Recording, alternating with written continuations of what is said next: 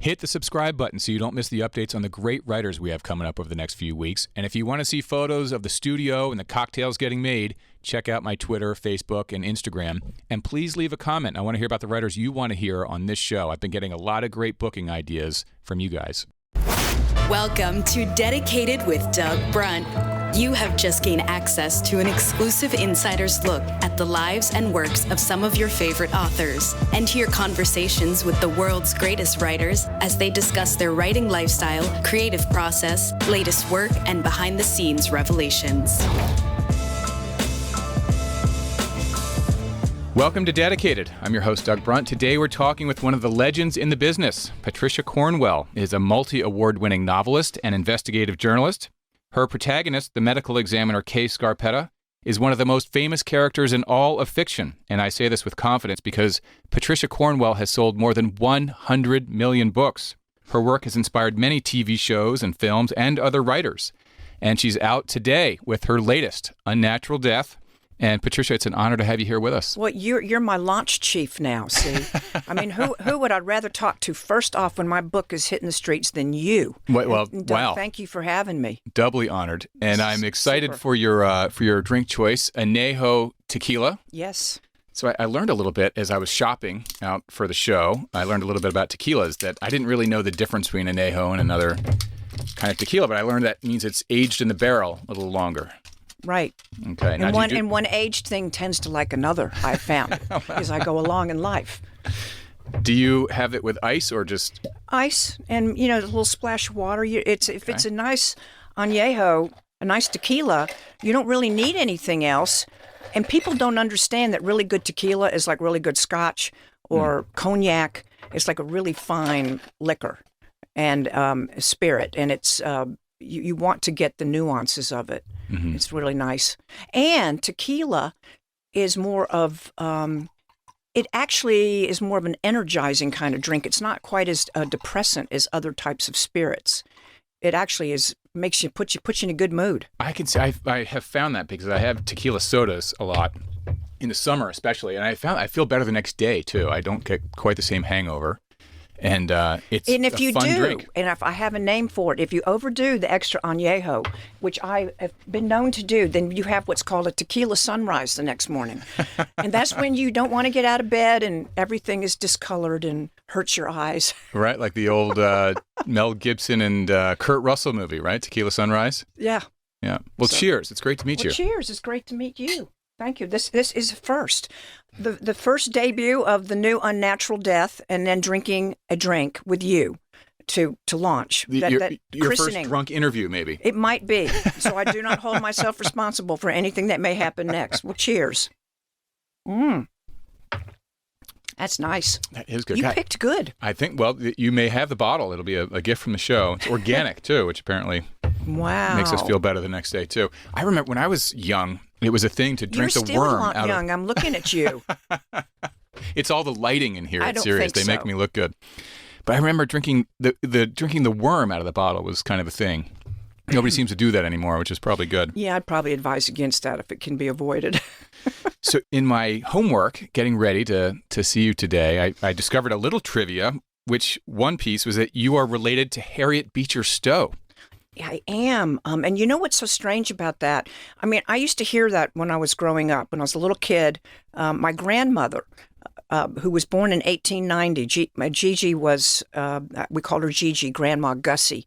But she was a direct descendant from the Beechers. And so her father's father or something was like Harriet Beecher Stowe's brother. It was that kind of thing. So, one of the first poems I wrote, one of the early ones, when I was 9 years old, I wrote a poem about Abraham Lincoln's assassination. Isn't that strange? There was a man, his name was Abe. He lived in a cabin when he was a babe. He roamed the lands here and there and set slaves free everywhere. And then one day he got shot in the head, and next day poor old Abe was dead, yada, yada. And I go, why? What possessed me to even know those things? So it was very strange when I read Uncle Tom's Cabin the first time. And I felt a real affinity for Harriet Beecher Stowe. I felt as if I knew her a little bit. And I found that book, you know, if you ask me what book do I wish I'd written, in many ways I wish I'd written that, because it changed the world It really did. And in her day, as a woman, she wasn't allowed to receive the book awards. Her husband would have to accept them for her. And of course, she got tremendous hatred from people. Awful things sent in the mail to her. I went to see her home and look at the original manuscript. A little bit is left. But That's incredible that it passed down to you almost either through the genes or through the universe or something, but onto the page of your... Do you still have your poem from 9 years old? I have it amazing. in a little leather thing. It's in my library, and I just know I felt very strongly about that, and I was very upset about this president being assassinated, and so and I think she and I will never claim to be the literary master that she was, but what we do have in common. You've sold more books than she has. Well, I don't know about that. Did you know that Uncle Tom's Cabin? I think it outsold almost anything in that first year it came out. But we write about the same thing, really. The essence of it is the abuse of power. Because whether it's a serial killer or someone who enslaves another human being and abuses them, it's all about the abuse of power. Almost anything that is wrong in this world is about abuse of power, even if someone mistreats someone who's waiting on your table in a restaurant. Right. It's because you can. Or maybe they mistreat you because they can. And we just aren't supposed to do that. No, that's a great point. In the Harriet Beecher Stowe connection, so I actually went down that rabbit hole a little bit too, and I found another, so layering trivia upon trivia, I noticed that she had either co-founded or joined the Semicolon Club. I don't know how familiar you are with her background, but do you know this? When she was in Ohio, there was something called the Semicolon Club. I'm not sure what that is. Okay, it was like a small literary club in Cincinnati, I think, that she joined for a bit of time, which I found kind of interesting because I don't even know what a semicolon is, basically. It's one of those weird things, like as a reader and writer, I never know when to use it. I try to avoid that kind of punctuation. And I don't like colons either. I have a thing about don't liking colons. They're like little two balled up little fists that say, look at this, look at this. Oh, that's funny. And I immediately don't want to look. But what was the semicolon thing about? Just a literary... It was a literary literary salon, exactly. I think mainly for other women during the period of her life when she was in Ohio. So, and they would get together and then, but this is all on Wikipedia, so can't take that as gospel. It could be an incorrect entry. But so getting off your heritage for a moment, you were born in Miami. I know you had a couple of rough knocks early on, but then your father abandoned the family when you were only 5. Mm-hmm. And you moved up from Miami to North Carolina. Yeah, that was a very strange thing. And my mother... It's like a crazy story, almost like the Boxcar Children, because what she did was she decided Miami wasn't safe for us anymore. I mean, I was almost 7 when she moved us, but I was 5 when my dad literally walked out on Christmas morning, which was which was pretty devastating. But you learn later it's not about you. It was about what's going on with the two of them. Right. And I remember him, and not a surprise, sometimes on a holiday when someone says, "I've had it, I'm out of here." And did you see him again after that, or that was it? A little bit while we were still there for the on and off over the next 2 years. He'd see us on weekends. Sometimes he didn't show up, and. Listen, and I have to tell you right off, I have a lot that I admire my father about. He was a remarkable person. He clerked for the Supreme Court. That's a big brain. He graduated number 1 from Columbia Law School. He clerked for Hugo Black, and actually, when he was the Supreme Court justice, and my dad actually lived with him for a while after his wife died, and my dad and Hugo Black would play tennis because my dad was on the varsity tennis team at Chapel Hill when he was in college. And he was one of the smartest, most intriguing people that you would meet, but he had no empathy, and he was not a good father. And he would probably tell you he wasn't a good father. But he left that Christmas morning, and then my mother, she figured out a time when he wasn't going to notice what we were doing, and she literally put us in the car and drove to Montreat, North Carolina from Miami, because that's where Billy Graham lived, and she figured it'd be a safe place for her children. What a strange thing that was. I mean, she literally moved to Montreat because of Billy Graham. Did she know Billy Graham, or just seen knew him of on him? TV. Yeah. She, he was like the world's most famous evangelist. So how did she? I know this became a big part of your life, a connection with the Grahams and Ruth Bell Graham. How did she actually successfully approach him and sort of get your family involved? She with never the Grahams? did. I'm not sure she ever met Billy. I mean, seriously, isn't that a town of 200 people? And we were like a mile down the road from where they lived on the top of a mountain, this house that Ruth had built out of split logs. But she never made any effort to try to get to know them. She didn't do that. But what happened is the very year I wrote that Abraham Lincoln poem when I was 9 and in the 4th grade, my mother had this massive breakdown. She was so depressed that she was psychotic. And I can say that openly to you now because since I have done any kind of publicity, my mother died a couple months ago at 96 years old. And she'd been and I had been careful for years because even though she'd had a stroke and couldn't do anything and couldn't talk or whatever, I was terrified of her, the TV being on in her room and the place where she's being taken care of and her seeing me talk about this. So I didn't. But it was... I'll just tell you I just remember it was after Christmas and we had a blizzard and it snowed so hard that we were out of school for 3 weeks. Turns out it was the biggest blizzard in that part of the world since 1888, which is the year Jack the Ripper started, which is strange because I ended up writing about him one day. Yes, I'll ask about that. And his father-in-law was friends with Harriet Beecher Stowe. Now, how is that weird? Wait, whose father-in-law? Jack the Ripper. Jack the Ripper's father-in-law was friends with Beecher Stowe. Yes, because I believe Jack the Ripper was Walter Sickert, the artist, and he married Ellen Cobden, whose father, Richard Cobden, was a very famous politician. And Harriet Beecher Stowe met Mr. Cobden at the White House during the Civil War. And they liked each other so much that she came, when she was in London next, she stayed at his house. Probably met the daughter who would marry Walter Sickert, who would be Jack the Ripper. So what a small world we live in. But to get back to the story of my mother, when I was 9, I remember she drove to the grocery store. Our car got stuck in the snow, and she called somebody in the town, and she said, I've just come back from the store and there's blood all over the road. And this is when you started knowing something wasn't right. And then she came in home and she started burning all our clothes in the fireplace. And I can see it like it was yesterday. She was going through our bedrooms. You're 9. You had siblings? Yes, I had 2 brothers, one older, one younger. And my older brother, I watched him shimmy up the hallway walls, like someone escaping from prison that we've seen in recent memory. And he pushes out the attic cover that's in the ceiling of the hallway, and he shoves his favorite pair of jeans up there because Mom's burning everything. Oh, my gosh. Then she takes us out. She takes a clipper ship off the wall in my brother's bedroom, and we head out the door, and she starts walking us up this snowy mountain. She's holding a clipper ship with her 3 kids, and the Graham's caretaker's coming down. He's the only one with a snowplow, an orange Jeep, Mr. Rickman. He lived up with what they call the mountain folks up on Rainbow Mountain. And he's coming down, and he sees this site, and he knows something's not right about it. So he knew who my mother was, but we didn't know the Grahams. He stops his Jeep, and he says, Miss Daniels, where are you going? She said, well, we're going up to the Grahams. They're expecting us. Well, he knew that wasn't true. And he said, well, why don't you just hop on in here, and I'll give you a ride. I still remember sitting in the back of his open Jeep. I could smell the spare tire. It was right next to me, riding up this winding, steep road to the top of this mountain with this house built out of split logs, looked like something out of a fairy tale. And the front door opens, and Ruth Graham walks out. And she had a long shawl on and a long gray skirt with her hair up.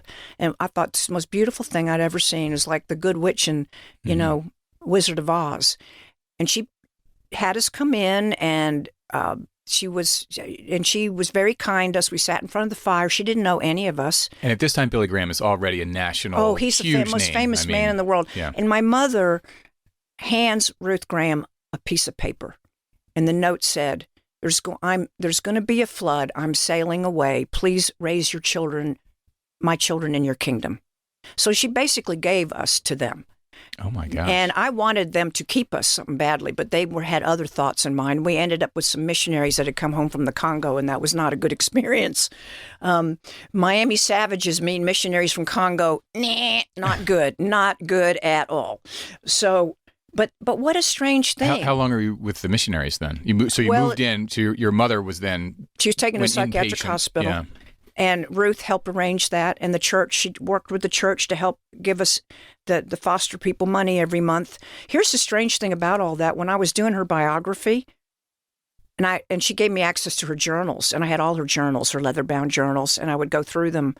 And I came to the part where she journaled about my mother coming up with the kids. Most of it she'd gone through with magic marker. and mark through a lot of what she said. But it wasn't until I was doing her biography that I found out that she personally had opened an expense account at a little local clothing store. That if we needed anything at all, that she would pay for it. And she saw to it that the church gave these people money every month to help for our care. Mm-hmm. And she didn't even know us, and she did that.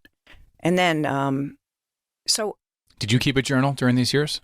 No, not really. I mean, I've been keeping research journals my whole career, but I wasn't much of a journaler early on like she was. Mm-hmm. But life is very strange. I believe in 6 degrees of separation. I believe that we don't understand what reality is, because how can people, like if your favorite tennis player is Billie Jean King, how can it turn out that someday you're a friend of mm-hmm. hers?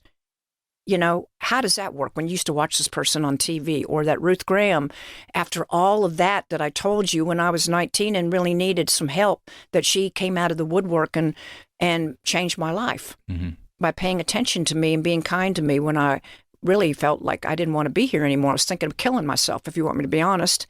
And in the midst of a terrible eating disorder, dropped out of school and felt like the biggest loser there ever lived. And I get a phone, and my mom, I got home from this hospital because of this eating disorder while I was in a hospital, the same one she'd been in for a month, which was awful because they thought, you see, you gave me liquor and I'm talking too much. I've never told these stories, but, and so people stereotyped me right away mm-hmm. because I went in the same hospital she'd been in, so I must be psychotic. Well, I wasn't. At the age of 19. Yeah, at the age of 19. And I was there a month and I didn't get any better. And I came home. I weighed 89 pounds, which is like 30 pounds less than I weigh now, if that tells you anything, because I'm not exactly a big person. And when I got home, my mom took me to church that Sunday morning. And these people came up to me. They came up to me in the lobby of the church. And this elderly woman came up to me and she said, I was going to bake you cookies and send them to the hospital where you were, but I was afraid you'd just throw them up, so I didn't. And I thought, and I'm going to sit through church and listen to this. So I sat there for a little bit and I couldn't take it. I couldn't take being out with these people and having them staring at me. So I got up and I walked out. Well, later that day, the phone rings and it's my minister. And he says, I want to pick you up and take you to the college Sunday school class, the Vespers tonight, and bring your guitar and sing a song for us. Terrible guitarist and a worse singer, but the minister told me. I go to this Vesper service, I sing my little song. They sit me right next to Ruth Graham. She's sitting right next to me, and she turns to me and she says, let's have lunch sometime. And I thought, oh, sure. The phone will never ring. Mm-hmm. The next day, the phone rang, and it was her. Inviting me to lunch. And she came and picked me up and she took me to Pizza Hut in Asheville. And she told me while we were sitting there that her husband was getting death threats. And I thought, she took time out for this little nobody in her town. But meanwhile, her husband's getting death threats. And what kind of person is that? That's a mighty fine person. Mm-hmm. And then she made me feel like I mattered. It had nothing to do with religion. I'm not anything like a lot of the people that still are, following. Some of this is obviously, they don't necessarily approve of me. Mm-hmm. And so, but I've always felt blessed. Like I've had some really wonderful things happen to me. And I know, we'll get into some of this in a bit. I know you're a terrific tennis player, and I'm sure we're a fan of Billie Jean, and then you become friends. It does feel like sometimes the invisible hand, whatever it is, sometimes gives you what you need or puts you into a place where these very improbable things happen. That you and Billie Jean, I know, have become friends and have done some work together to support charities. Like meeting you, like you have no idea. I've been following you forever, and I thought maybe someday I'll meet Doug, and here I am. You see, you could not possibly have been following me, but I have heard your name through mutual friends. I know. I think so. I'm friendly with a number of writers who kind of came up and had their debuts in the early '90s or so. Like Dennis Lehane and Lee Child and Harlan Coben and mm-hmm. other folks.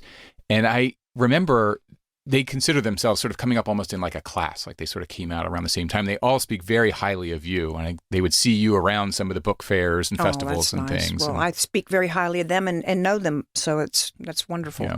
You remind me, there's a little something, you and Lee are obviously different people, but there's like a quality about the two of you that reminds me of each other. Like Lee, when he comes into the room, he has a presence, sort of this relaxed coolness, and you have the same quality about you. Well, thank you. I don't know how cool I am, but was he drinking tequila when he was relaxed? So when Lee came on the show, and I'm still drinking mine, and you're not drinking yours. I'll catch up.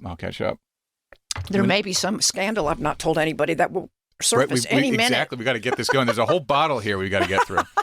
When Lee came on the show, I said, "Well, what are you going to drink?" He goes, "Well, I drink champagne and black coffee. You decide." And so we had champagne when he came on, which was fun. I haven't had the pleasure of meeting him yet, but I'd certainly like to. I read a number of his books, and I don't read that much crime fiction, but I admire what he does. He's so good with drama. Yeah. And that's hard to have in crime fiction, because so often you're telling things from the point of view of the protagonist. And so how much drama... Right, they don't know what's going on yet. They can't. No, and a lot of it is paperwork and sitting around waiting for the phone to ring. But I love what he does. And I'm always moved by people who can write images that I can still hear, look at, see, and smell. Mm-hmm. Long after you've put the book down. Yes, long after you've put the book down. Yeah, well, you and Lee both you're very skilled on the page. You really have great command of what's happening there. So just to close out on the sort of Miami to North Carolina bit, your dad, whose name was Sam Daniels, he incredible lawyer, clerked for the Supreme Court. So listeners know that's an amazing thing. I mean, that's a huge aspiration for every lawyer to be able to do that. So clearly a big-brained guy. What happened with your dad? Your mom just passed away, but what about your dad? Well, my dad passed away a long time ago. He died at he was only 69. He had terrible, after the divorce, he developed terrible rheumatoid arthritis at a very young age and was on steroids and stuff forever. And he just, his immune system was destroyed. And he really almost couldn't leave the house because he had to be so worried about getting sick, and his skin was really thin from all the steroids. He would bleed very easily. I think my dad grew up in a weird way, and I think he was a product of, he was bullied a lot. He was an incredibly smart person, and I think he wore glasses when he was a little boy, and he kind of looked like somebody that people would pick on. Mm-hmm. And when he was at Chapel Hill, he was roomed with the football players because tennis players weren't that big a deal back in those days, and he had a roommate who was really bullied him and gave him a lot of trouble.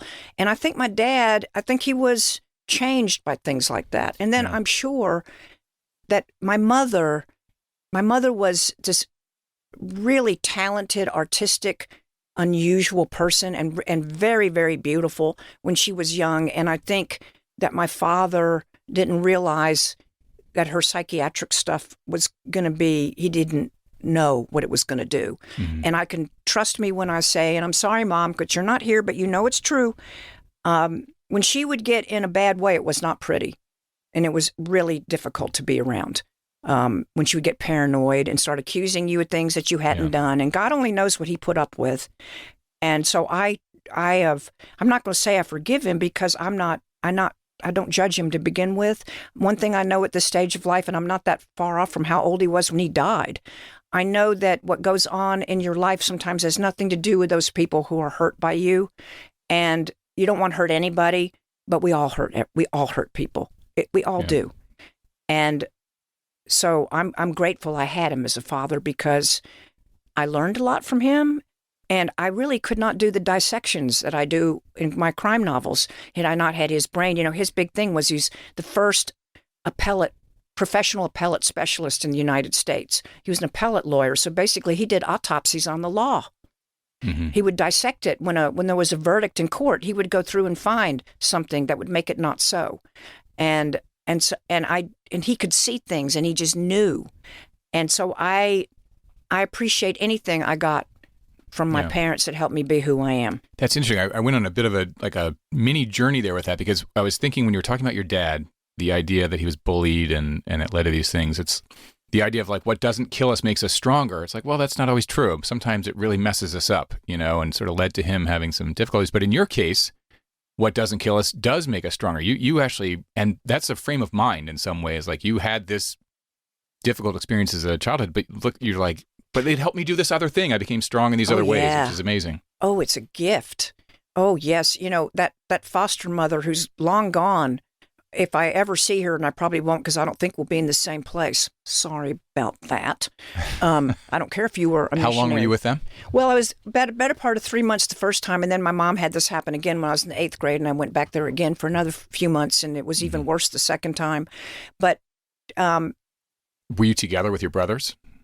the second time, my older one he was off and he was not there. It was just my younger one. But she hated me for some reason. I'm the one she went after, not my younger brother, not my older brother. But I think it was because I was a girl and still am, as best I know. But who knows anything anymore? But We'll save that for the lightning round. We'll save that for the next time. But it was a gift because I felt like in the middle of a Hansel and Gretel fairy tale, a bad one. That was a bad one too.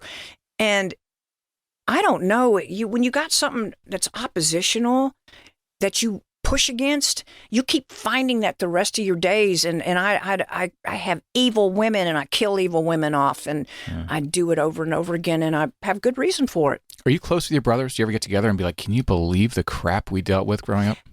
My brothers, we're close and I do see them from time to time and we talk on the phone and do whatever. We don't live anywhere near each other, but they don't remember the same things I do. They don't remember. That was not their experience. They don't remember it. And I think that my younger brother, when some of this was going on, that he just would absent himself. He was, the first time when I was 9, he was 6. So, he just didn't want to see what was going on in that house. Yeah. And fear. You had Stockholm Syndrome, identify with the aggressor, make sure you please that person. And so those around you tend to not look. Because they don't want to be hurt. They don't want her coming after them. Yeah. So, but that's okay.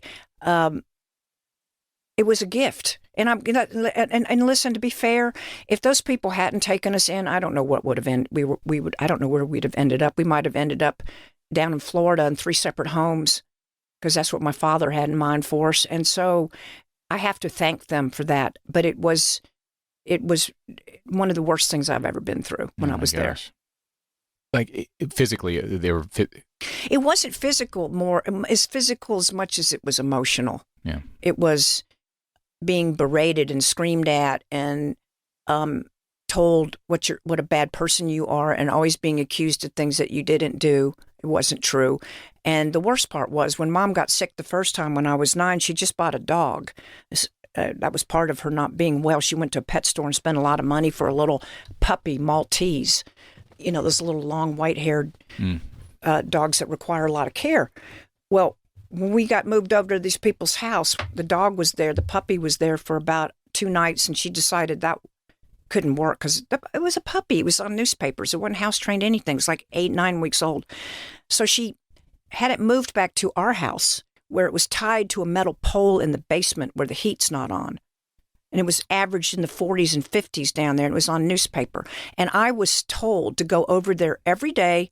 And I had 20 minutes to feed the dog and change the papers. And she would time me until I ran through the woods and got back. And did the dog ever get outside? No. It was always on a pole in the basement. Never saw the light of day. The whole time that we were at these people's house, it was like 2.5 something months. And to this day, I can see myself opening that basement door painted blue, and I can still see the key on a rubber band walking in. I can see every bit of it, but the minute I get to where that dog, the fact that I call it that dog, depersonalization, the minute I would get in there, I can't see it anymore because I couldn't bear it. To see something miserable and suffering and alone and not to be able to help it because you're not allowed to, that was the worst thing about it for me. Yeah. The worst. And that part I've never gotten over, and I don't want to remember it because to hear something screaming for you because it's cold and hungry and lonely, and it's like, and then you can't help it because someone's timing you to run back through the woods, and I want to take care of my dog. That's what I won't forgive her for, is for the dog. Now you're really getting me riled up. Oh my gosh, me too. That is just the worst. We have dogs, and I can't. No, so that is do one we. way Yeah, to. Stacy and I, we do dog rescue and all kinds of stuff, and that. But again, these are very trivial troubles compared to what other people suffer. When you look what's going on in the world today, Oh my gosh. when people are bombing your neighborhood, the heck with your dog, the heck with everything, all of you. I mean, these things are trivial compared to what I see today. And I'm only grateful for them, not because I feel sorry for myself, not in the least, but they help shape me and they help make me stronger to do what I need to do and to feel a righteous indignation over suffering, the things that people do that are unkind. And just like Scarpetta, no bueno. I don't tolerate that. Well, to your credit, to being able to draw strength from it and to move on from it. Not everybody's able to move on from that kind of thing. But so you move on to Davidson College on a tennis scholarship, which is phenomenal. Now, I read you basically turned down the scholarship later on or something. I quit it. Okay. Because I still had my eating disorder. I mean, this was 1976. I'd just gotten out of that hospital in the spring of 1976. I taught tennis lessons that summer, and the director of admissions at Davidson happened to be sitting on a bench when my pupil, my student, said, "Where are you going to college this fall?" I said, "I don't know. I'm thinking of transferring, but I don't know where I'm going to go." And this voice came up out of nowhere and says, "What about Davidson?" And I turned and I looked at him sitting on the bench. Me with my used tennis balls I pick out of the creek behind the fence in a grocery bag, throwing them to this person. He says, "Davidson." And I said, "Yeah, and I've always wanted a Rolls Royce too." And he said, "We should talk." And we did. They accepted me without my ever even having a visit on campus. And that was, again, a miracle because I dropped out of college. I had this eating disorder, been in a psychiatric hospital for a month. And somebody, a big person in Montreat, told Davidson not to accept me. They said, "Don't do that to her. She won't make it." And I think Ruth Graham went to bat for me. Yeah. And I ended up going there. But I realized I walked down for the tryouts of the tennis team, and I thought, I've never even written a term paper. This is the hardest school on the effing planet, and I am not playing tennis. Plus, I weigh 89 pounds and can hardly walk up the stairs anymore. I quit. Mm-hmm. So they called me into the admissions office and said, like a bait and switch thing, "You're supposed to play tennis, and now you're not going to." And I said, "I can't." I said, "If you don't want to keep me here, it's fine, but I'm just going to study. I'm just going to try to make good grades." And I'd been told I'd never make anything above a C because my SATs were, like I used to joke, Marino's bowling score is higher than my SATs. and I was told you'll never see above a C, but they gave me a chance. And I actually only made one B the whole time I was there. The rest were A's and B pluses because I applied myself and I focused on what I was doing. And I had a lot of attention from the faculty.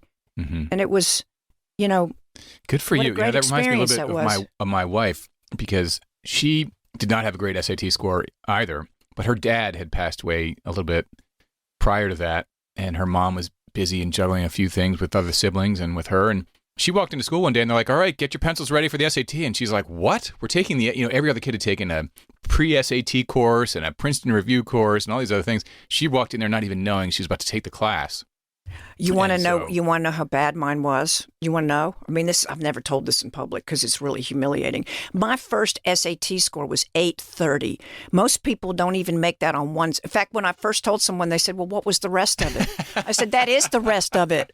That is the rest of it." Because the thing that killed me was the math section. I can't do math, and I thought I couldn't do science either. And lo and behold, who would ever think that I would love science the way I do? Right now, you're the forensic, leading mind. Well, I don't know, but I understand these things. But I sure didn't back in the day. But I had so many funny experiences at Davidson because I literally had a necklace, and I've told this before, a little square, a little rectangular gold thing on this little charm that you're supposed to get engraved with your initials or something. But I left it blank because I said, "I'm a tabula rasa.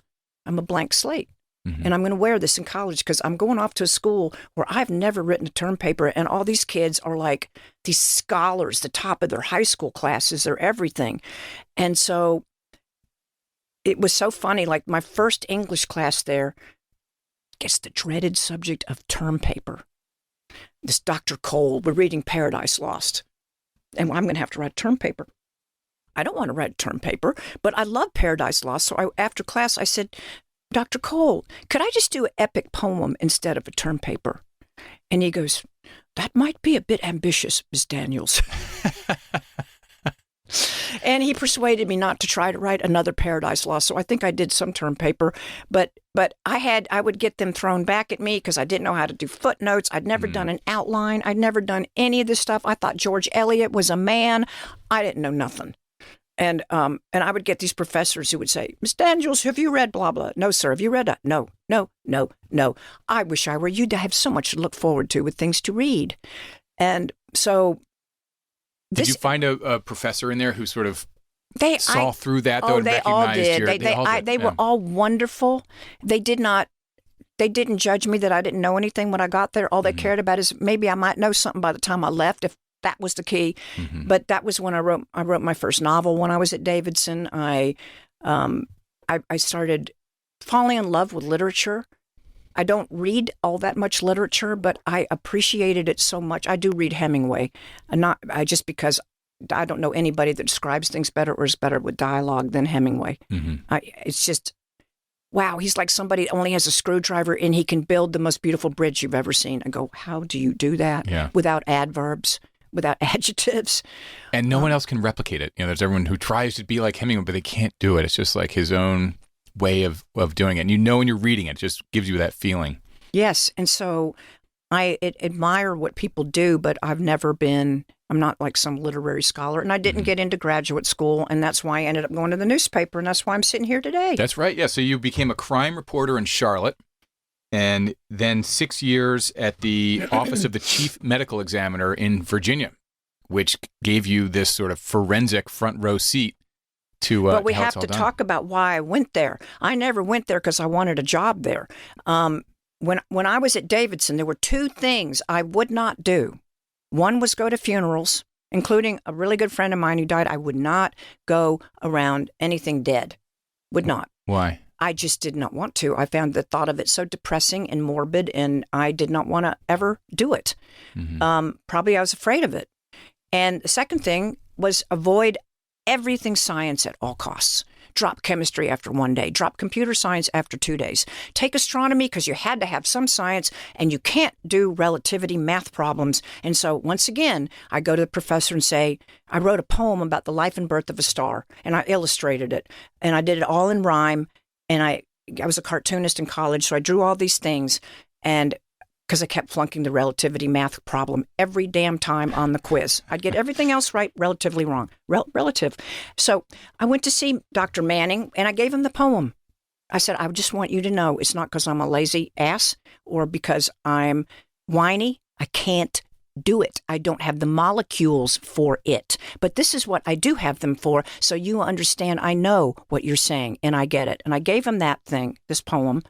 I think I might have a copy of it somewhere still. I don't know. And he ended up giving me a B+ for the whole semester. And trust me, I didn't deserve it with my relativity questions. I love it. Every professor recognized something in you, though. Well, I think it's also because they just didn't know what to do with some. If you just keep trying and say, look, I can't do that, but how about if I did this? Look at this. And that was an unusual place. They were open for things that were different, but Davidson was. But all of that taught me to be resourceful. And I say this to everybody out there, just because you can't do one thing doesn't mean you can't do something else that's so much better that you'll get there anyway. Don't keep banging your head against that wall. If you can't do this, go do that. So was there a job interview for the medical examiner's office? No. What happened is after I'd been the crime reporter at the Charlotte Observer, and I did the Ruth Graham biography, my then husband wanted to move to Richmond to go to seminary. He wanted to be a minister. I married an English professor, but, which is everybody does when they want an A. I'm just kidding. But he wanted to go into the church, and we moved to Richmond. And I thought, and I did the biography, the Ruth biography, and then I was... So that was 1983 the biography came out, right? Yes. Yeah. You have done your homework, you see. Yes, back in the Stone Age, you weren't even a thought, much less born. And so the lighting is really working for me. I was 12 then. Then I wanted to know the name of your doctor because I'm going. But so Charlie moved to Richmond, and then we had the Ruth book, and everything led to nowhere for me. The agent dropped me. I even said, because it was considered a religious book, her biography, HarperCollins. It was a Harper and Row imprint that was the religious imprint back in those days. And I said, what if I want to write murder mysteries? No, thank you. What if I did religious murder mysteries? No, thank you. Those have been awful, by the way. Oh, God, I'd have to kill off everybody in those, including the good people. All of them would go. No, I didn't really say that. Depends on what they're like. But the judgmental ones, definitely. But I thought, okay, I want to write books about crime. Now, the one thing I don't know is, what does a medical examiner do? Because when I was the crime reporter, they would not get on the phone. The detectives never told you what happened to the body. Just, you knew it was smelly and they had Vicks up their nose. That's about as much as you knew. So we knew a doctor in Richmond, and he was friends with Marcella Fierro, who was a deputy chief medical examiner. He said, I can get you an appointment with her, which is an irony because nobody wants an appointment with a medical examiner for obvious reasons. If you have to schedule that person, things are not going well for you. So I got this appointment, and in the spring of 1984, I went down there and met with her, and she gave me a tour of the place. There were no bodies out. It was, all cleaned up. It was the afternoon. And then she started showing me all these photographs, gory stuff. And we're talking in the conference room, and I realized how much I don't know because I said stupid things like, do you wear your lab coat to crime scenes? She says, no, I don't wear my lab coat to crime scenes. I said, do you put Vicks up your nose? No, I don't put Vicks up my nose. And I said, well, why is that? She says, well, two reasons. One, sometimes what I smell may tell me something, like cyanide. It smells like burnt almonds if you're one of 33% of the world that can smell cyanide. I go, oh, okay. And the other thing is, actually something viscous like Vicks captures the molecules, the putrefaction molecules, which just means you've now trapped it all right up in your schnoozle. So I don't put Vicks up my nose. And I thought, when can I come back and see you again? Because I got a lot to learn. Yeah. So I kept going back once a month. And I said, when are you going to let me see autopsies? And she said, it's not a spectator sport. The answer is never. I said, why? What can I do? She said, get legitimacy. I'm not Tom Jones as in the novel. How do I become legitimate? Well, why don't you become a volunteer cop and you come down here in your uniform? Then no one questions why you're in the morgue. Mm-hmm. So I came back a couple months later wearing a uniform because I became a volunteer cop, mostly doing traffic. I worked a lot of parades, dog bite reports, the traffic. But you were on salary. You were a paid. No, it was volunteer. Volunteer, okay. But I got a uniform. But it's legit, yeah. And I always had wanted a uniform and a whistle. I'm just whistle, being honest. No gun, but a whistle. No, but a whistle and a uniform's getting close. So she let me start watching autopsies, and then this is why CSI and Law and Order SUV. That's why they're all reading you to figure out. Well, they needed some moron like me who would go do all the things I did to make it accessible to those smart people who would create the shows. And even Marcella will tell you today. She's now in her 80s. She would say that what the Scarpetta series did was make all of this accessible to everybody else. Yeah. I didn't create anything that wasn't already out there.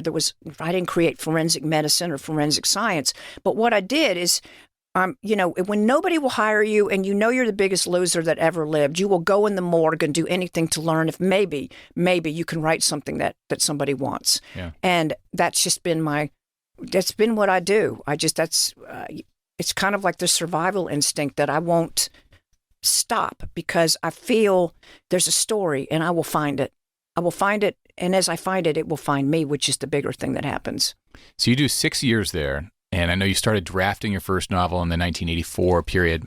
4 novels. 4 novels. I wrote one a year. These are ones that are like in the bottom drawer. They never go out. No, they all went out and they all got rejected. Oh, the okay. first one went out 1985. Nobody wanted it. 86. Nobody wanted it. 87. Nobody wanted it. And then I thought, I called this person, Sarah Ann Freed, this editor at the Mysterious Press, had rejected all 3 of them, and she had written nice notes. Mm-hmm. So desperate me, I get the number from directory assistants back in the day when there was such a thing. And I called the mysterious press. May I speak to Sarah Ann Freed, please? I sounded very official. I think I might have faked a British accent. I'm not sure. But she gets on the phone and I said, this is so-and-so, and I know I'm not supposed to do this. I said, but please tell me, should I quit?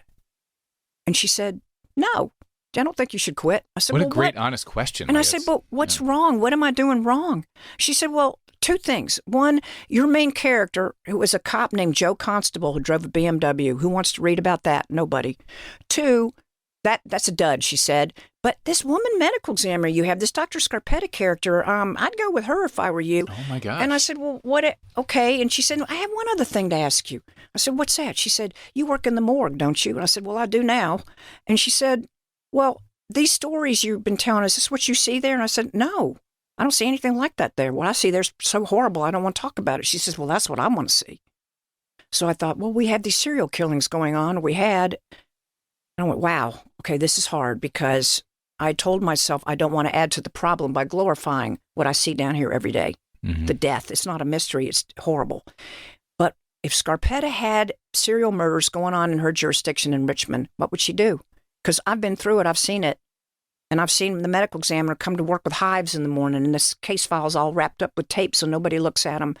And the unbearable of all of this, because I was there when it was going on, I said, okay, if you want to show this to people, then I'm going to show it to them for real. Mm-hmm. I'm going to show them what I see. And that was Postmortem. Which is a huge hit. So that comes out in 1990. And I was just telling you before we went live here, I was with my editor a couple hours ago, and he's like, I remember when Postmortem came out in 1990, and at their imprint, they're like, we got to steal her. This is amazing. Won all these awards, became a big seller. It wasn't successful at the very beginning. It was really more of the same. That got rejected by almost every major house in New York. I was already looking for newspaper jobs, again, being told that I'd been in the morgue longer than I'd been a reporter. And nobody, as the Washington Post said, we don't have a morgue beat, no thank you. And so I didn't know what I was going to do with myself when Scribner's then took it on by a prayer. Mm-hmm. I think that call was in January of 1989. And then when it came out, it got a terrible book review in Richmond, and it got a bunch of awards too. Later, but okay. At first, right out of the chute, it got panned by the Richmond newspaper, and then the most prominent bookstore in the city called me to tell me they were banning the book because they did not approve of it. It was so graphic. Mm. Well, thank you for that, because it went out over the wire, and banning me in Richmond was actually helpful. If I'd thought of it, I might have paid him to do it. I'm just joking. But I was devastated. Mm-hmm. And I didn't. Then I did one book signing at a religious bookstore called Cokesbury right downtown. And I'll never forget, because the man who ran the store agreed that he would let me. I walked down there during my lunch hours, very close to the morgue. And I said, why don't you have me for a book signing? He said, okay, we can do that. I said, but will you put my books in your window? He said, I can't buy enough books to put it in the window, but you can do a signing here. I said, what if I have one free case? What if I give you my free case and you put them in the window? He said, okay. Well, I gave him my whole case of first edition Postmortems, which are now over $2,000 a piece. I think it was like 20 of them. He put them in his window, and he didn't give them back, just so you know. And not a single person showed up for that book signing. So when I started getting phone calls about winning awards or getting good book reviews elsewhere, you could have knocked me over with a feather. I thought, I thought, you're going to end up being a computer programmer in a morgue the rest of your days. But, there are worse things that could happen, I guess. I just always would tell everybody, if I die here, don't laugh at my pictures.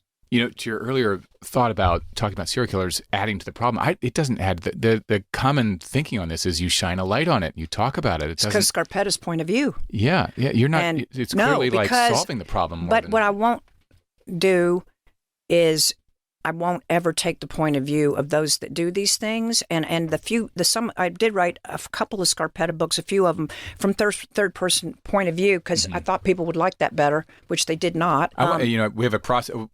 Go ahead. I want. That's one of my questions in process, because I know you've made a switch in when I wrote about Jack the Ripper, and it was third person, omniscient point of view, so you can everybody sees everything going on. I thought, maybe in the next Scarpetta I should do the same thing. And I did Blowfly, and I did Trace, and I did Predator, and I had no idea that my readers didn't like it. So how do you get feedback from readers in those situations? You know, Is it emails coming in off your website? I actually didn't. I got it eventually from the publisher, but they didn't tell me for years. And I wish they had, because they finally said, well, you know, a lot of people don't like this third person point of view. And I said, okay. So people email the publisher or whatever, and then they I don't know how they hear about it, but they did. And I thought I'm going to, and I finally figured out why. It's pretty obvious. The things that I write about are very real. When you go in that morgue cooler, baby, I know what that's like, and I'm going to show it to you like you're there right by yourself doing it. Mm-hmm. That's okie dokie as long as she's with you. When Scarpetta's with you, you're okay.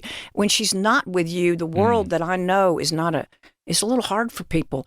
And I think, you know, and it's also, I remember a fan said, you know, when I read about Scarpetta, I feel smart. I thought, wow, I didn't realize they become Scarpetta. Mm-hmm. And they should. First person point of view, you put on her shoes the same way I did when I wrote Postmortem. And you have to walk around in them and you learn something because she's there. And so that was a mistake. I mean, I've made a lot of mistakes in my series over the years. I have. And I'm still trying to correct them. We're going to take a short break and we'll be right back. So you were talking about when you were saying that you decided to learn experience in a morgue and you decided to take that as a job and get sort of on the job experience. I was thinking, well, you almost sort of like did an outline of your life, or at least gave yourself a list of to-dos. But do you outline these books ahead of time? No, I never have. Hello, college outlines, index cards. I can't do them. I don't do them. I work in an organic way. And so this is not necessarily saying it's better, a good or bad thing. This is just me. Mm-hmm. And for me, I have to experience something. It has to move me. It has to pique my curiosity and fill me full of wonder, whether it's a radio telescope in the middle of nowhere in West Virginia, or a crew capsule that they're dropping from a gantry at NASA Langley Research Center, or an autopsy where someone's been struck by lightning and they're trying to figure out how to photograph the burn that's on the inside of the shoe when the electricity exited the body. And you're looking at this on a table. And all of these things, you can't begin. You don't know what to ask. You don't know the answer because you don't even know the question. Mm-hmm. So you know what I do is I just think something makes me interested. I'm going to go look at it with no questions in advance. I'm going to see what it has to tell me. Mm-hmm. Whether it's a dead body on a table, or a radio telescope, like I just said, or some kind of weapon that's something new, or it could be, it could be something as weird as something I'm looking into right now, which is they're making, fake moon dust. They make a regolith, as it's called. They make it in laboratories because you have to experiment with the stuff to figure out what spacesuits are going to do on the moon and Mars and beyond. And I get interested in all of this because where anything is made, you have trace evidence that gets transferred to other places. Mm-hmm. And then you think about, what if that turns up on a body somewhere? Moon dust that the scanning electron microscope picks up. But is it really moon dust, or is it fake moon dust? Now, that's the stuff that keeps me awake at night. That's great. I love that. But by the way, this is another area where you and Lee are similar. So you have two areas now, because he does not outline, and he feels, more energy on the page if even I don't know what's happening next. And I get surprised. Yeah. You can surprise yourself. Oh, yeah.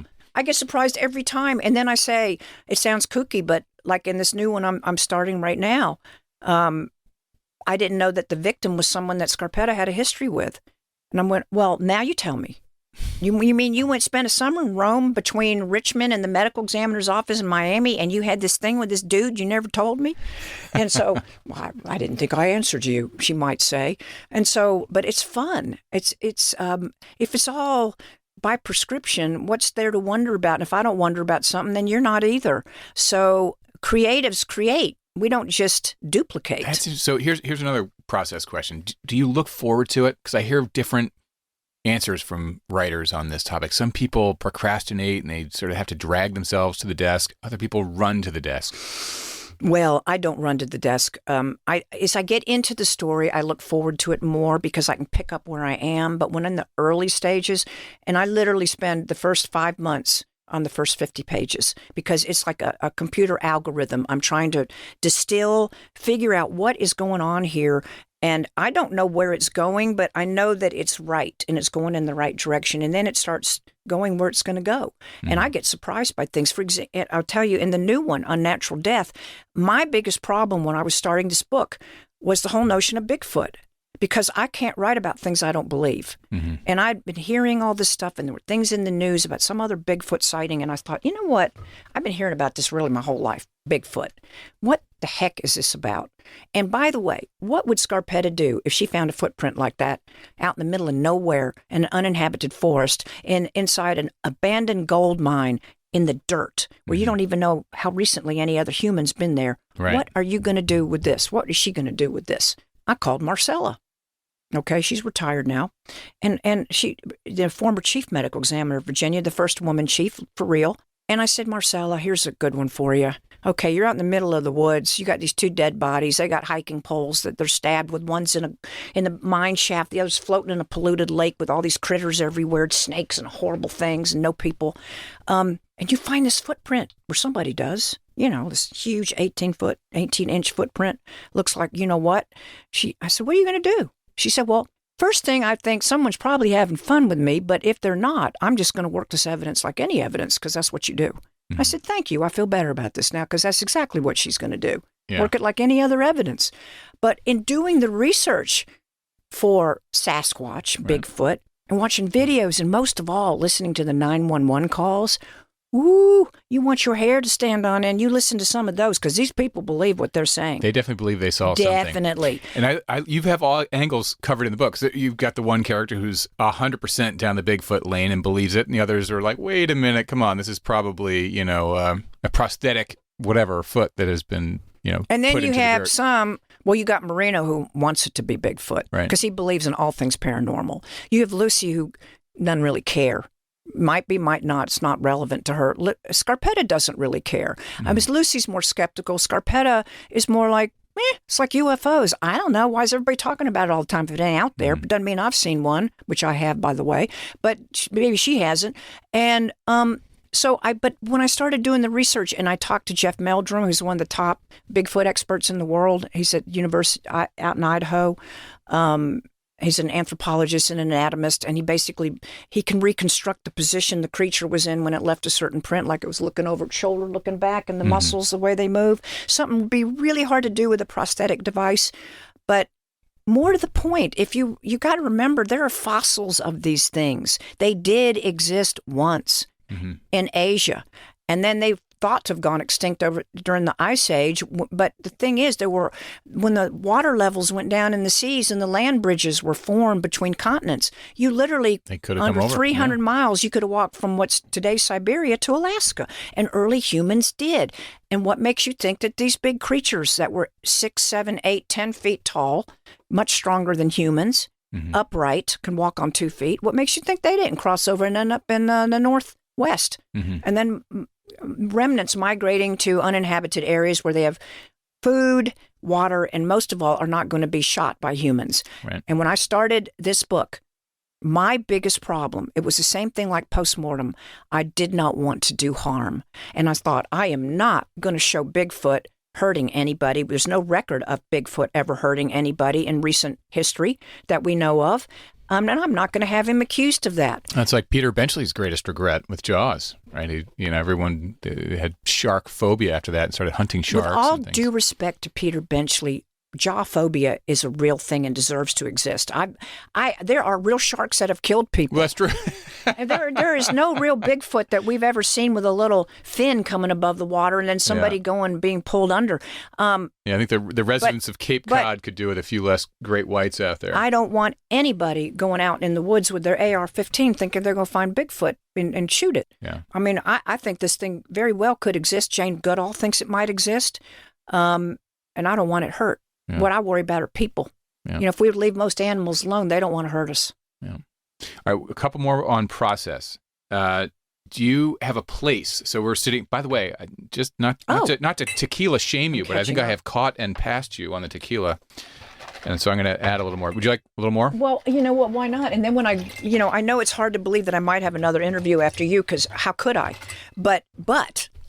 I will be so well lubricated by then that God only knows. I might tell them, where the Holy Grail is. I might know. We'll get the Holy Grail out of you here, and then by the time you're there, you'll just be slurring too much. They won't even know what you're saying. And I gave you a little extra ice and water on that one, so it'll be. You should bring Lee Child in, and we should all drink and talk sometime. Let's do it. You know what I was thinking about doing? To. I want to do a holiday book recommendation thing. I'll get like 3 or 4 people in, and everyone can talk about their favorite books or something like that. That'd be fun. Even something bizarre that people haven't thought about. Something that, like, what's the book that you carried around with you when you were a teenager? And it would not be anything that people would think that I would have carried around with me. We should co-host. We'll co-host the next episode. We'll bring in like 2 or 3 more people. You and I will decide who comes. Oh, we'll have fun. We'll do it. We'll they have a huge studio here. And if they've ever killed anybody, you and I will figure it out. And we will solve the crime right while they're sitting there. And Lee Child, I might outsell him next time if I could get him accused of something. Do you think? Definitely. Well, you tell him you better watch out. Yeah, you might outsell him no matter what. You know what? I'm looking for the Kay Scarpetta Amazon series or big screen or whatever. It's coming. I have a deal. I did not know that. But it's TV, and it is absolutely. Amazon is going to do it, and oh my gosh, I was just making that up because I think Reacher's well, here on we Amazon. are. But since you got me on launch day, see, I tell you all my dirty secrets, and even the nice secrets too. And it's not just the alcohol; it's really your fault. But yes, Nicole Kidman's going to play Scarpetta. Oh my God, this is amazing! And are there articles about this yet? Or no? Something came out that was leaked in February. Nothing's come out since, because it's never been officially released because of the strikes that started. Right.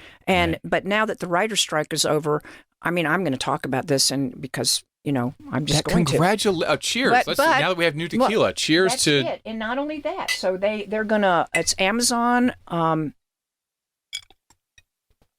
Jamie Lee Curtis is the producer with Jason Blum, Blumhouse, which does the Halloween movies, and Jamie, she's the reason this is happening. She's been a crusader for it.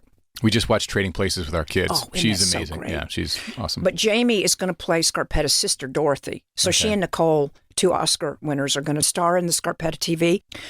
This really great showrunner, Elizabeth Sarnoff, is at the head of all of this, and is so it's getting going, so and it's going to happen. That is so great. Awesome. It's going to be. In fact, now when I'm writing Dorothy scenes, all I see is Jamie. Jamie Lee Curtis. Yeah. I see her in her onesie and her outrageous doing karaoke like she does. Is that helping or is that? It's great. Okay, I love it. Good. And I'll love to see what Nicole brings to it. Yeah. Well, she's so talented. I'm sure she'll be do amazing things. Yeah. I mean, that's it's astonishing, really. Yeah. Oh, that's great. I'm so happy for you. That's great. Well, thank you. Yet another thing. All right, Lee Child, if he listens to this episode, he's going to be calling me like, mate, leave me alone. He's going to say, get that horrible woman away from me. I refuse to sit down with her. Oh, no. Those guys all have the best things to say about you. All right, let's see. Process. But getting back to process. So you're in Boston now. Is there a place up there where you like to sort of sit and write? Coffee, tequila? How does it? Well, I don't write with tequila unless when Stacy's out of town. By the way, is Stacy who's here? She's that beautiful redhead. Would she like some tequila? Stacey. Oh, she probably won't drink any right now. But we have an extra. I brought glasses. It's her fault. I mean, she's the one who introduced me to tequila. But what were we just talking about? Oh, Boston and where you write. Boston. Okay. I have an office we live in a apartment building that's right on the water, and I have a separate apartment at the other end of the hallway, and it's like Hemingway in the Garden of Eden. You get up in the morning and you walk over the little flagstones in your bare feet, and you get into your little place and you sit down, and then you're going to see what the day's going to bring all by yourself. So that's where I go, and I have a lot of my memorabilia hanging up in there, a lot of Jack the Ripper stuff. Historic things and photographs of people. Like I have a signed picture of Harriet Beecher Stowe in there. I have a signed picture of Agatha Christie in there. I have a signed picture of Hemingway in there. They did not sign them for me. And if I say it, I would be lying since I never met any of them. But that is where I go. And when Stacy's traveling, if I'm still in Boston, I just live down there. Yeah. And so it's nice to have a place. Like you have a place where you sort of feel the atmosphere. I mean, and speaking of, working in the morgue, like sort of that gave you the materials and sort of the atmosphere for your books. There's like an atmosphere you like to get into where you write. Something that's not intrusive, but it's like, could you write on a plane? I can can revise. I do a little bit of writing on planes. When I have big trips like flying to London or to LA or things like that. And I will have a laptop and I'll work, but I'm very limited what I can do in environments like that where, I always compare it to going through the looking glass. It is really truly like that. Or as Rick Rubin, the music producer, who has this beautiful book about the way of being, the creative act. If you haven't read that, you should. You should keep it right on your desk. Where basically he talks about that you've got to block out everything and be a clear channel.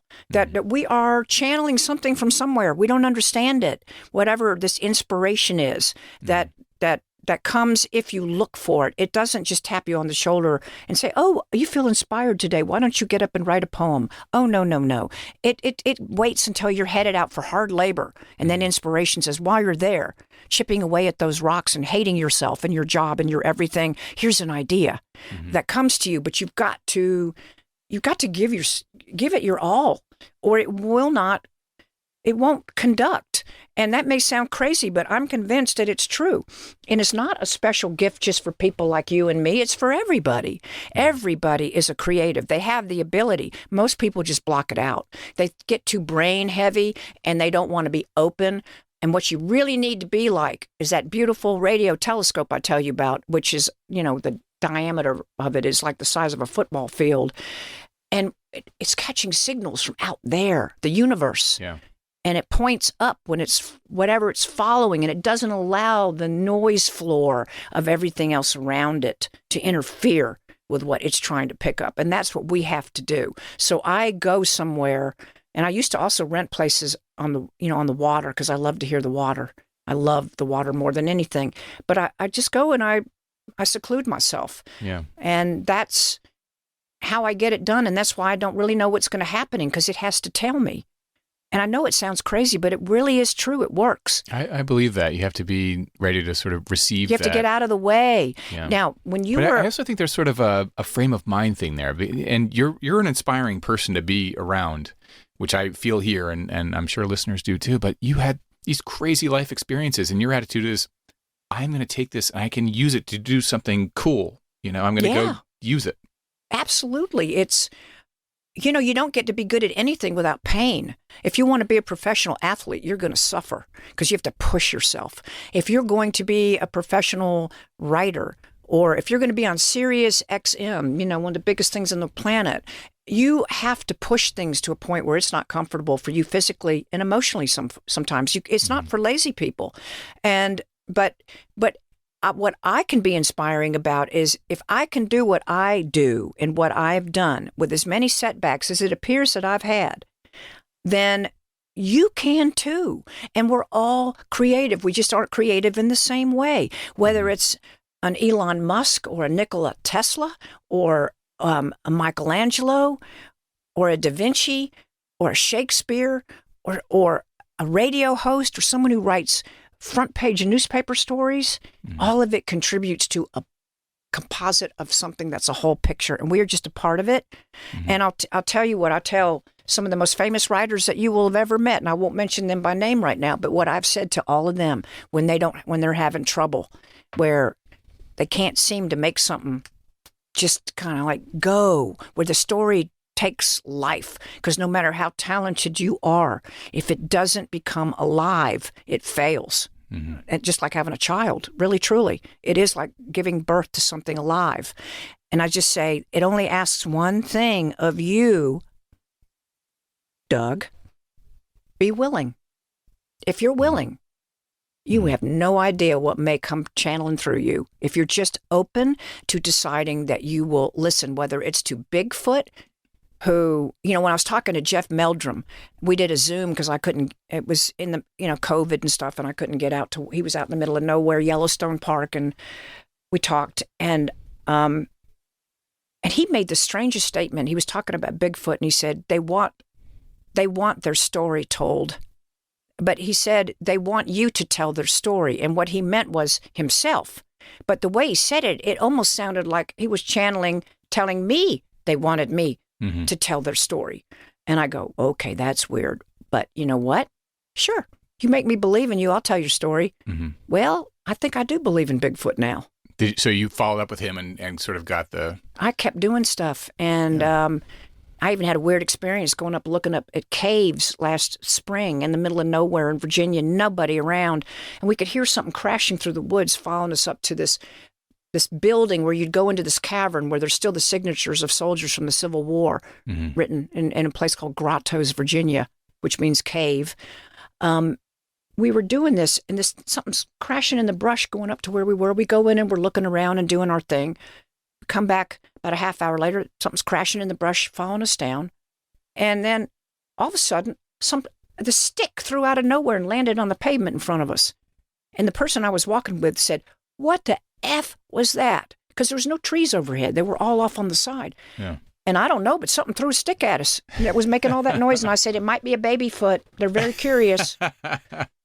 And I said, "Be careful what you look for, because it will look for you back." Yeah. I'm not kidding about that. Whether it's ghosts or Bigfoot or Jack the Ripper, if you look for it, it will look for you. And I found that to be awfully true when I wrote the Jack the Ripper thing. That if I will tell you as I sit here, that entity, that evil entity, is absolutely not something made up, and it's still out there. Yeah. All right, I want to ask you about the Jack Ripper thing when we in a bit. But last sort of geeky question on process, just so listeners can sort of get the picture of you doing your craft. Are you typing it in on a computer, or do you write by hand? Oh no, I write on a keyboard computer. It's like I can't even think without it coming through my fingers that way. And when I did my very first book, at the Ruth Graham book, which 1983, when there weren't computers, because I'd started a newspaper with CRTs where you wrote on these computers, you were using, had all these pi signs and weird language. It was awful to have to learn this, but the cathode ray tube that I started on in 1980, I learned to compose on a keyboard at the newspaper. So when I had to do the Ruth book, I spent almost all of my advance on buying a linear word processor. It cost $12,000 back in the day. And Jimmy Carter wrote his memoirs on it. That's how I knew about it. And I thought, I want one of these. I can't write on a typewriter anymore. So I wrote all of my early books on a word processor, and then eventually switched over to a computer. Why you mentioned that, so you wrote the biography in 83 of Ruth Bell Graham, Billy Graham's wife. And I did read that when that came out, there was it created sort of a fracture in your relationship with them. You're very close. Maybe they didn't like elements of the book, but then you repaired the relationship. How was the book received by them? No, it was worse than that. Okay, take another sip. Fortify yourself.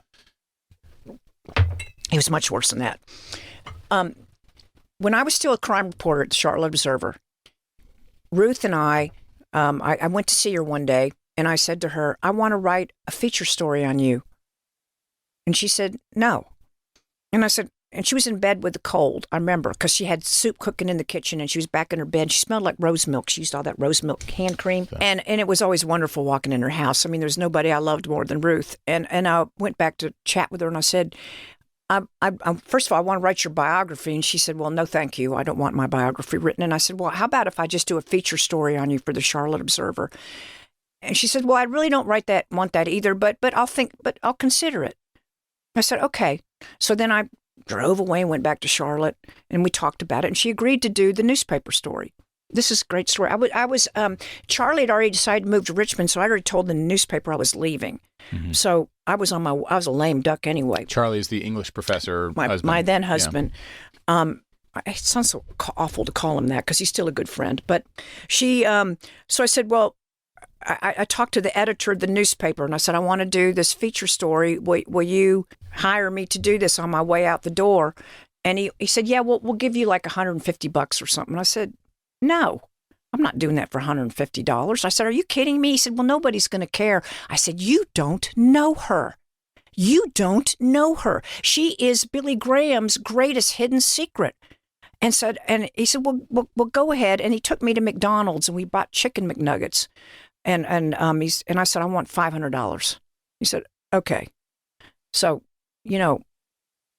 I started doing this thing. Well, let me just tell you, when that thing ran, it ran 3 Sundays in a row, and it was above the fold, front page in the newspaper boxes all over Charlotte, with placards with her picture on it. That's how big a story it was. So, oh yes, I was right about what a great story she was. I mean, she was such a character that when I was interviewing her in her living room, a mouse ran under the grandfather clock, and she was chasing the mouse around the room to get it outside. And you look at this person and you go, you are nothing like anybody would think you are. You're funny. You're a little bit irreverent. You're sassy. You're beautiful. If a protester puts a sign in front of you when you're trying to see something, you grab it out of his hands and you stand in front on it with your high heels and get arrested for assault like she really did, because they figured out it was Billy Graham's wife doing it. She was amazing. Mm-hmm. And so I talked her into doing the biography, but let me tell you what happened after that. We just moved to Richmond, and I'm just starting on this thing. I've just signed the contract. She goes off to the Mayo Clinic. She's getting a hip replacement, so I'm out of touch with her. I get a phone call from their lawyer. Well, back in the day, their lawyer was Harriet Pilpel, who was the biggest entertainment lawyer in the country. She's the one who got James Joyce's Ulysses into this country when it was banned. She was the head of the ACLU, I think, at one time. She was a scary lawyer. I'm this little nobody living in a seminary apartment in Richmond, Virginia, with my husband who's gone to seminary. He's not earning any money, and I'm not. All I have is like the first part of a $40,000 advance, which was a lot back then for this book. And the phone rings, and it's Harriet Pilpel. And she says, I am ordering you on behalf of the Graham family to cease and desist with this biography. And I said, who are you to order me to do that? I'm Harriet Pilpel. And I knew who she was. And I said, well, Ruth gave me permission to do it. And she says, well, I'm telling you, the family doesn't want it, and you have to cease and desist immediately. Is it largely written at this point? No, I hadn't even started it. Oh. I've just signed the contract. I'm just getting into it. And, of course, I couldn't call Ruth. Well, all to say, she gave me permission, but the organization did not. My claim to fame at that point was an investigative series on prostitution in Charlotte, North Carolina. Do you think Billy Graham's people wanted me to write the story about his wife? So when the articles were coming out in the paper, was she a fan of those, or she was upset by those? No, she wasn't upset at all. But she would just tell me she never read anything. She probably didn't. Mm-hmm. She said she never even read the biography. She probably didn't. And she never read any of the Scarpetta books, I know for sure, because she said that she said, if you would get rid of the cuss words, they'd sell like hotcakes. She just said that to me. I said, oh, please let me put that as a blurb on the book. I'll sell so many copies, I'll never have to work again. If it wasn't for all the profanity and violence, it would sell like hotcakes. Mrs. Billy Graham, can I? No. So anyway, those people did everything they could to stop me from doing that book. It was really, it delayed it for a year. I stopped getting paid for a year. I was never been so upset in my life, and they made sure. Did you ever get a call from Billy saying stop it, like a personal call? Billy went to my publisher and ordered them not to publish the book, to stop it. Did he ever give you a personal call and say, don't do this? No.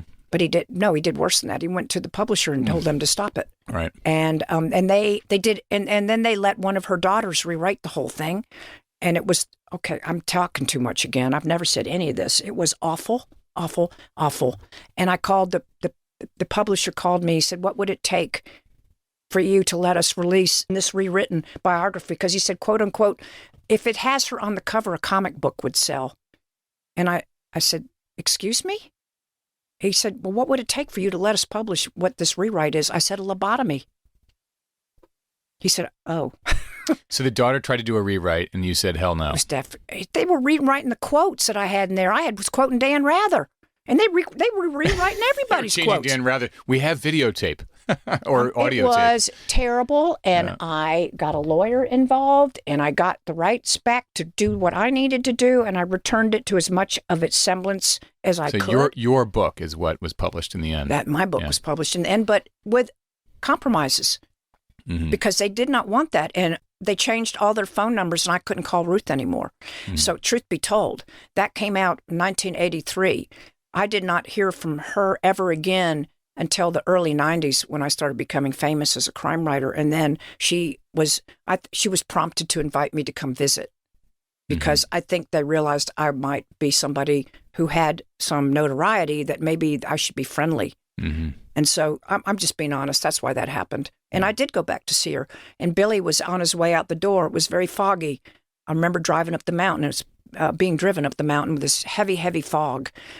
And Billy was very sweet. He was a nice man, but he was also controlled by people. And he opened the door. He was on his way out because I think it was Gerald Ford. One of the presidents had died. I don't remember which one. And he was heading off to that. And he took my hand in both of his and he said, "Thank you for always being so kind to my family." And I thought, what you're really saying is, please continue to be kind to my family. Right. Don't hurt us. Who controls Billy Graham? Does he have investors in the church or like the Billy Graham organization? But who are they? Are they owners of the organization? Is it like a company with shareholders? All those people. Well, I don't think I don't know about shareholders, but it's still around. But it's run by his son Franklin now, right? Yeah. He's no fan of mine. So I wrote this down. So Billy Graham died in 2018, so not long ago. Ruth Bell died back in 2007. But so you ultimately sort of reconciled to a point. I guess me. They almost sort of cried mercy. They're like, "Oh my gosh, she's so powerful. Let's be nice to her." She never turned me down to come see her. Oh, that's nice. And listen, I mean, and she was after all that was over. I mean, as early as the early part of 1993, when I was just really new at this, and I was in a terrible car accident in L.A., and I had a concussion and all this stuff, and I wasn't doing well, and I was in Richmond, and I said, "Would you just come see me? Because I'm not. I mean, I don't know what just happened. I should have died in this thing, and I'm not really feeling good." And she did. She came to see me, and it was the most wonderful time. We played dress up. I was wearing all these designer clothes, Escada, these suits with ties, like these very 1920s men-looking things. So I've dressed her like me. I have a picture of it, of the two of us dressed up with ties. And we went out to dinner, and I had a concussion, so she drove I had a Mercedes that was also made by Porsche. It was a badass little Batmobile. That crazy woman's driving us to dinner. She was in her 80s by then. And we had the most wonderful visit, but she was always my close friend up until I wasn't really allowed to see her anymore. All right, so I wanted to ask you one question before we get into the lightning round, or two questions before we get into the lightning round. One is one thing I hear, and this is probably largely due to your incredible forensic background that you bring to these novels. That sometimes you hear that, because of the shows like CSI and SUV, Law and Order SUV, when they get to the trial stage, it kind of buttons up nicely in these shows.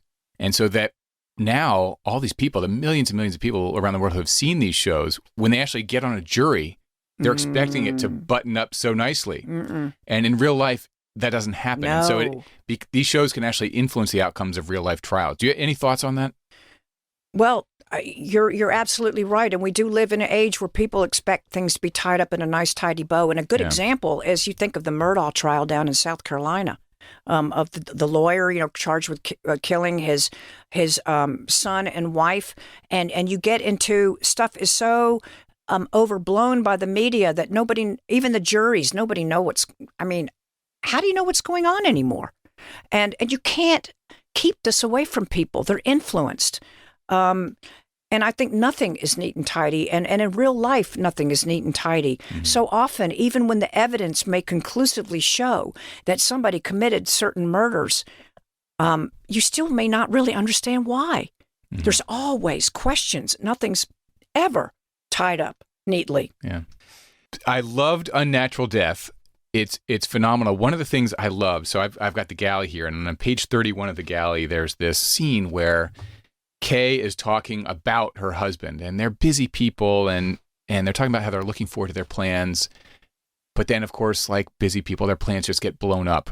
And the way she talks about it, the relationship, it's just it's a paragraph, but it says so much about things in that it's like the way people who really love each other have that natural comfort, not in a boring way at all, but only goodness. It's just how she sees that relationship. Which is the way it should be with everybody. And no matter who you're with, whether it's your spouse or your best friend or your favorite Doug radio host and author, you you always want to strive for improving both of you. Mm-hmm. Everything should be about making each other better.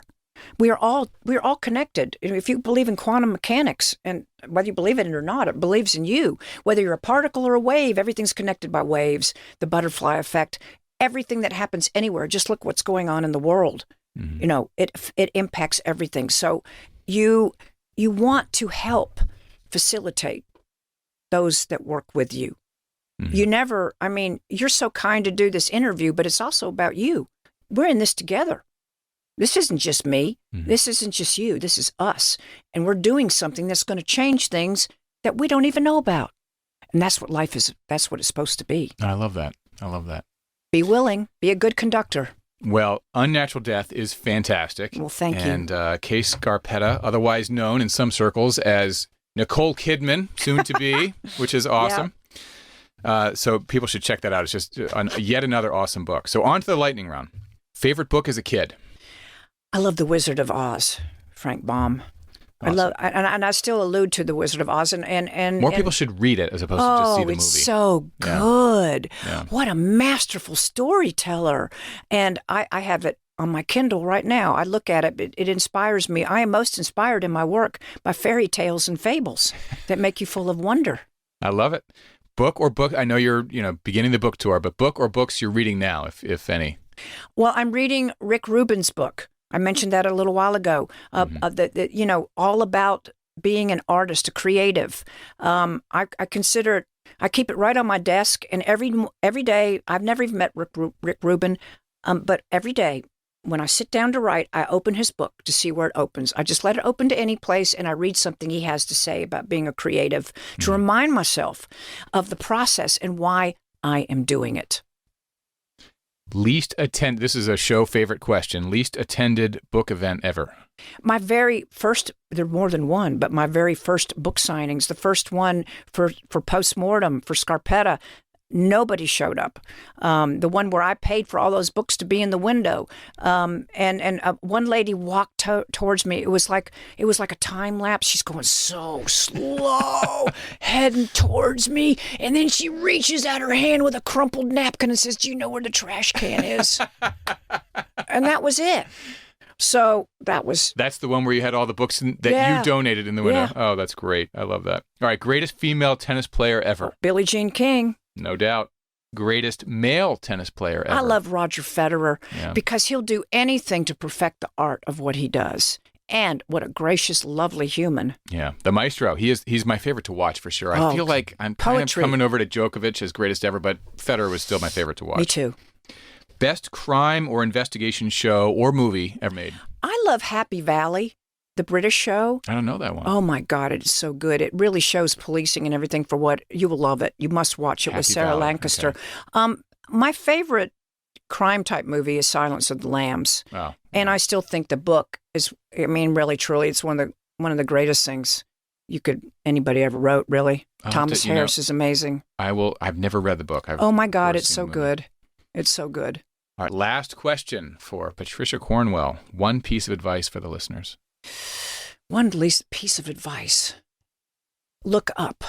Remember that you may come from something wonderful, and be mindful of that you may help along the journey to find what that is. Because I do believe we're all put here for a reason, whether it's religion or whatever you want, or like Francis Crick, who helped discover the double helix structure of DNA and won the Nobel Prize for it. He believed that life here came from something glorious elsewhere, whether that would be God or a higher society in the galaxies, which I tend to think is true.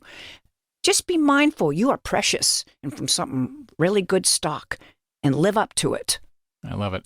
Well, I had huge expectations for this interview, and you have exceeded them. Thank you so much for coming. And so have you. And plus, I'm glad I'm not driving away to the next one. Great to see you. It's great to see you. If you enjoyed this podcast, please download, rate, subscribe, write a comment. Let me know the authors you want to hear from. I read all the comments. Thank you.